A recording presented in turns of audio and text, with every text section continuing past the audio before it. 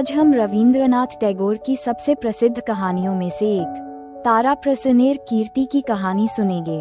रवींद्रनाथ टैगोर की कहानी ताराप्रसन्नेर कीर्ति। ताराप्रसन्न की कीर्ति एक व्यंग्यात्मक और मजाकिया शैली में लिखी गई कहानी है, जो मनुष्य के भीतर के अहंकार, दिखावे और उसकी समाज में प्रशंसा पाने की ललक को उजागर करती है।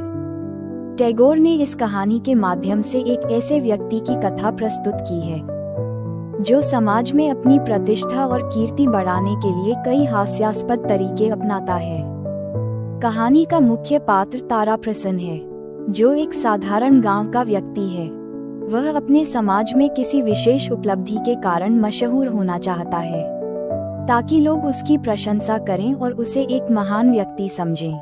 ताराप्रसन्न का जीवन इस बात के इर्द गिर्द घूमता है कि लोग उसे कैसे देखें और उसके बारे में क्या राय रखें। उसे अपने जीवन में किसी भी प्रकार की कीर्ति चाहिए, फिर चाहे वह किसी भी माध्यम से मिले।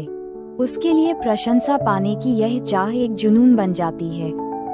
ताराप्रसन्न का मानना है कि अगर वह समाज के लिए कुछ महान करेगा तो उसकी कीर्ति बढ़ेगी। इसी उद्देश्य को लेकर वह कई छोटे मोटे काम करने की कोशिश करता है, लेकिन उसके ये प्रयास बार बार असफल हो जाते हैं और उसे समाज में वह प्रतिष्ठा नहीं मिलती जिसकी उसे तलाश है। ताराप्रसन्न को ये समझ नहीं आता कि समाज में प्रतिष्ठा कैसे कमाई जाए, इसलिए वह अजीबोगरीब तरीके अपनाता है।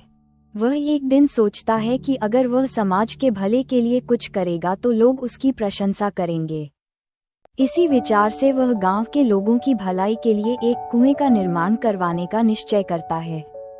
कुएं का निर्माण करवाने में उसका उद्देश्य केवल समाज सेवा नहीं है, बल्कि इसके माध्यम से वह अपनी प्रतिष्ठा बढ़ाना चाहता है। वह चाहता है कि लोग उसे दानवीर और महान कहें, लेकिन कुएं का निर्माण होते होते कई परेशानियां आने लगती हैं और लोग उसका मजाक बनाना शुरू कर देते हैं। कुएं का निर्माण कार्य बीच में ही अटक जाता है, क्योंकि उसके पास पर्याप्त धन नहीं है। गांव वाले उसकी हालत देखकर मजाक उड़ाने लगते हैं और उसे एक नासमझ व्यक्ति समझते हैं। कुएं के निर्माण में विफल होने के बाद ताराप्रसन्न सोचता है कि कोई और तरीका अपनाकर वह अपनी प्रतिष्ठा बढ़ा सकता है। वह सोचता है कि अगर वह शिक्षितों की तरह व्यवहार करेगा और कुछ विद्वानों जैसी बातें करेगा तो लोग उसे बुद्धिमान समझेंगे। इसी सोच के साथ वह विद्वान लोगों की नकल करने लगता है और साहित्य और संस्कृति पर चर्चा करने का प्रयास करता है, लेकिन ताराप्रसन्न का ये प्रयास भी विफल हो जाता है। लोग उसकी विद्वत्ता पर हंसने लगते हैं और उसे एक नकली विद्वान समझते हैं। उसकी बातें सुनकर लोग मजाक में कहते हैं कि वह किसी भी विषय पर बिना समझ के बड़ी बड़ी बातें कर सकता है। ताराप्रसन्न की कीर्ति बढ़ने के बजाय घटने लगती है और लोग उसे एक हास्यास्पद व्यक्ति के रूप में देखने लगते हैं। उसके सभी प्रयासों के बाद भी वह समाज में उस कीर्ति को प्राप्त नहीं कर पाता जिसकी उसे तलाश थी। लोग उसकी कोशिशों पर हंसते हैं और उसे एक अजीब आदमी मानने लगते हैं। एक दिन ताराप्रसन्न को यह महसूस होता है कि उसकी समाज में कोई खास पहचान नहीं है और लोग उसकी बातों को गंभीरता से नहीं लेते।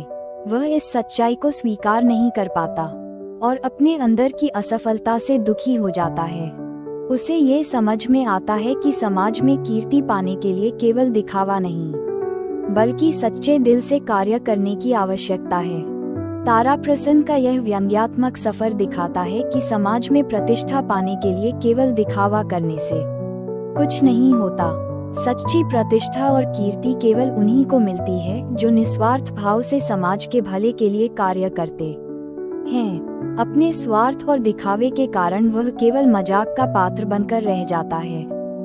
टैगोर ने इस कहानी के माध्यम से यह संदेश दिया है कि समाज में कीर्ति पाने के लिए सच्ची निष्ठा, कड़ी मेहनत और निस्वार्थ सेवा की आवश्यकता होती है।